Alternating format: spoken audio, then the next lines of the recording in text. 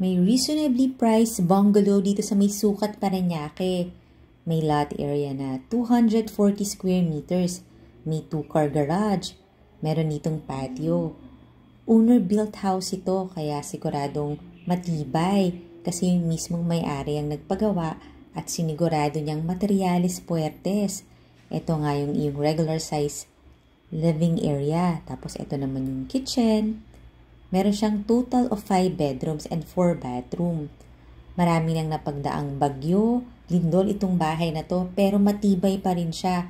Ganun talaga yung mga bahay dati, matitibay. Ito yung kanyang kitchen, regular size din.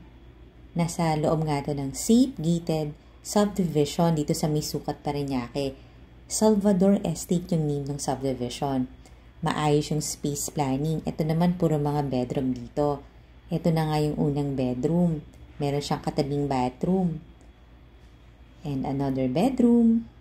Bagay nga to sa mga medium-sized families kasi marami siyang bedrooms. Tapos meron pa siyang malaking attic. Ang lapit lang ito sa SM Sukat, sa SMBF, or Hypermart. Malapit din sa Walter Mart or sa mga commercial areas. Ito pa yung isang bedroom.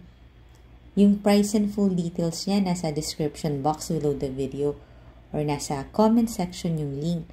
Kaya kung looking to buy ka ng medyo affordable house, makukonsider mo to. Siguro pwede mo na lang siyang ipa-renovate para mas maging modern ng bahay. Pero ngayon naman livable na siya.